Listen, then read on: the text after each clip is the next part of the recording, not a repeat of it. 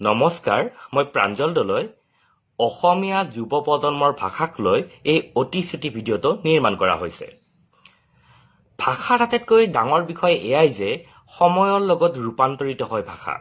এই ৰূপান্তৰ প্ৰথমে ঘটে কথিত ভাষাত।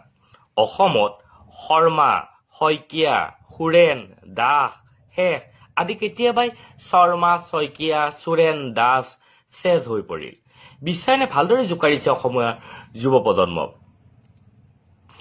ইংৰাজী, হিন্দী, বাংলা শব্দই অসমীয়া যুৱ প্ৰজন্মৰ কথিত ভাষাত এনেদৰে বিয়পি পৰিছে যে বহু নিভাঁজ অসমীয়া শব্দ এলাগী হৈ পৰিছে।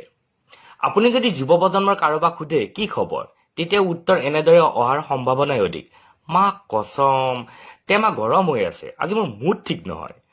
ইয়াৰ প্ৰত্যুত্তৰত আপুনি যদি ধেমালি কৰি কয় টেমা ঠাণ্ডা কৰিবলৈ কি কৰিম, তেতিয়া যুৱ প্ৰজন্মৰ পৰা এনেদৰে উত্তৰ অহাটোই স্বাভাৱিক। আৰে ভাই, কি ফাল্টুমিবিলাক সোধা।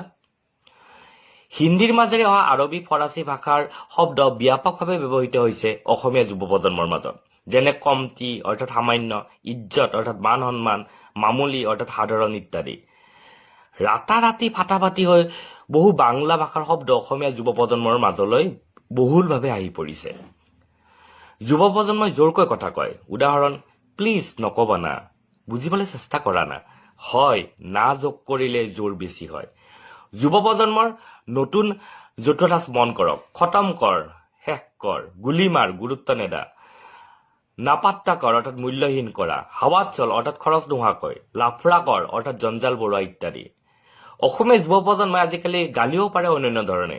পালে ফালি দিম বাপ্পেকে, পিঠি কালাৰ পিন কৰি দিম, চাল্লা হাৰামৰ জাত।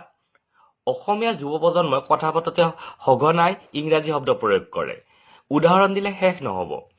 প্ৰশ্ন হয়, অসমীয়া যুৱ প্ৰজন্মৰ এনেকুৱা কথিত ভাষাই অসমীয়া ভাষাৰ নিজস্ব শৈলীলৈ অমানিশা নমাই আনিব নেকি?